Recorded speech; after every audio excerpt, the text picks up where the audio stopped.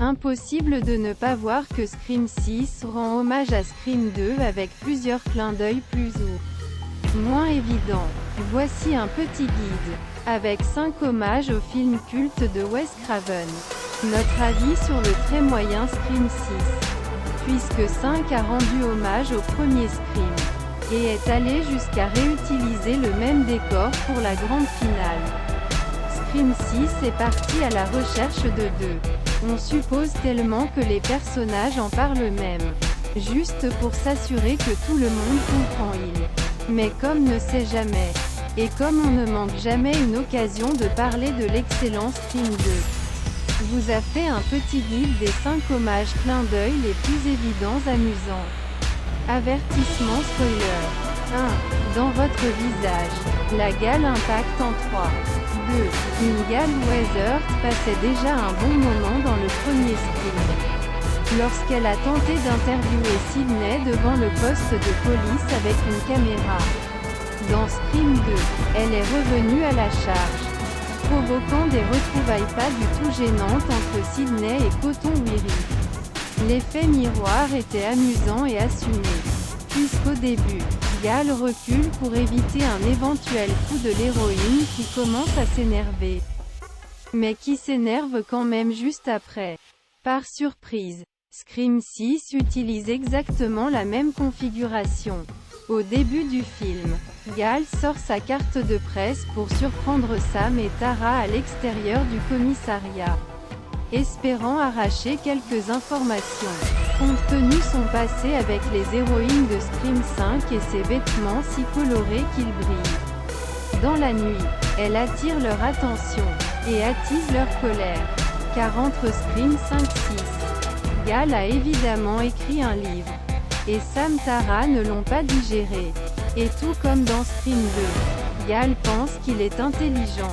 Elle prévient Sam que cette fois, elle ne sera pas giflée. Cette fois, elle a retenu la leçon.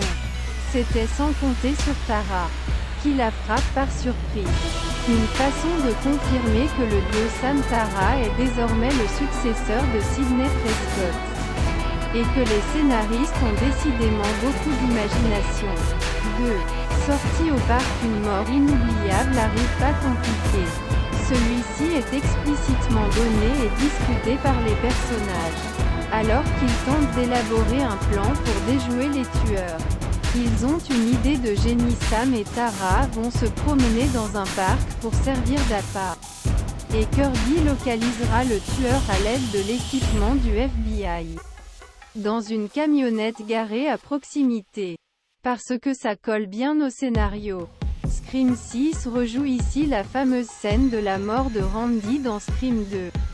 Sauf que c'était beaucoup plus inventif, astucieux et efficace puisque le tueur a en fait appelé par surprise.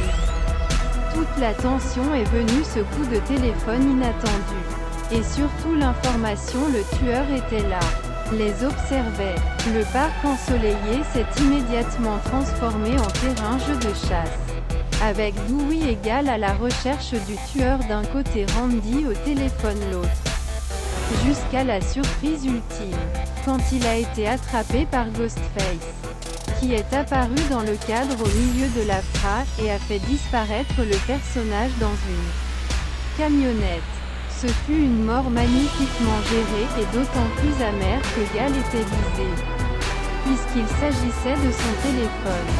Dans Scream 6, l'hommage est si emphatique que Mindy rappelle à Kirby que son oncle Randy est mort dans la même configuration. Cela n'inquiète évidemment personne. Et de toute façon la scène se termine aussi vite qu'elle a commencé puisque le tueur les prévient qu'il va attaquer Gale. Tara Sam s'enfuit du parc. Chacun remballe ses affaires. Et ce soi-disant hommage à Scream 2 devient alors complètement superflu.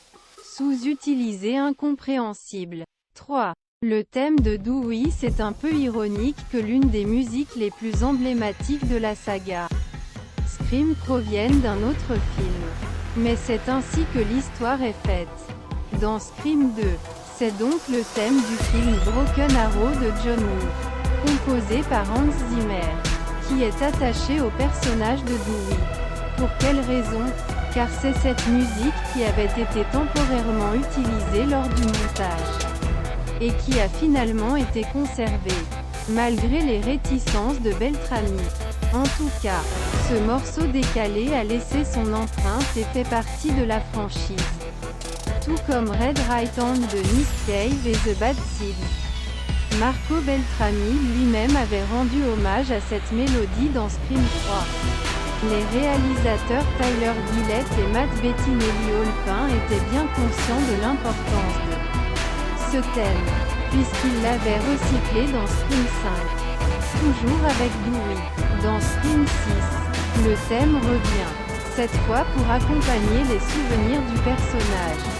Surtout quand Gal évoque Dewey. Et tout cela ayant commencé dans Scream 2. C'est encore une fois un clin d'œil appuyé. 4. L'ensemble à la fin tous sur scène. Scream 6 se termine dans un vieux cinéma abandonné. Et ça ressemble beaucoup au théâtre qui sert de décor à la fin de Scream 2. Tout le monde se retrouve sur scène, devant une salle au siège vide. Pour expliquer tout le scénario avant, il y a des lumières sur la scène, et un jeu de coulisses où les personnages passent devant derrière l'illusion.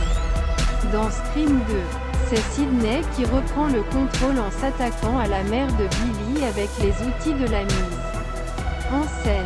Et tueuse émergerait à travers un tissu semblable à un écran de cinéma pour attaquer l'héroïne et ramener sur scène pour dernière étape de bataille.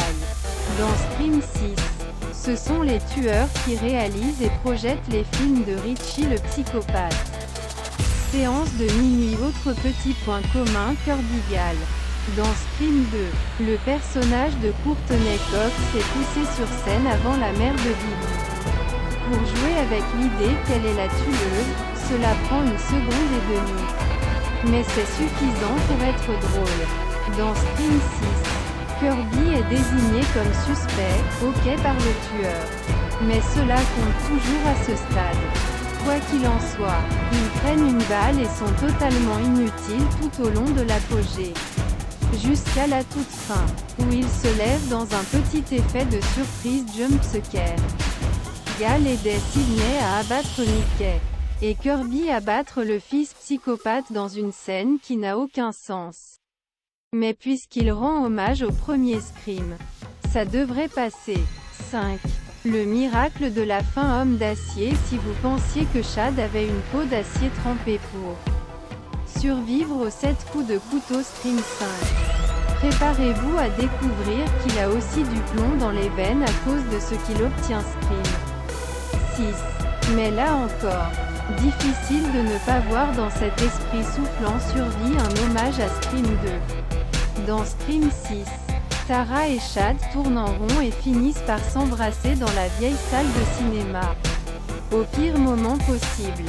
Un peu comme Gal et Dewey dans Scream 2, qui succombent à nouveau au désir en pleine enquête, avant d'être surpris par le tueur.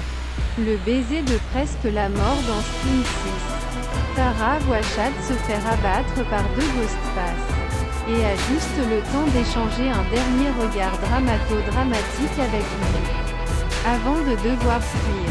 Un peu comme Gal quand Dewey se fait sauvagement agresser par Ghostface. Dans les studios insonorisés, à la fin de Scream 6, alors que Tara prend l'air avec Sam pour se remettre de ce gâchis, qui réapparaît vivant au milieu des ambulances. Sur un brancard, Chad, exactement comme Dewey à la fin de Scream 2 qui revient d'entre les morts alors que Gal lâche son micro pour aller le retrouver.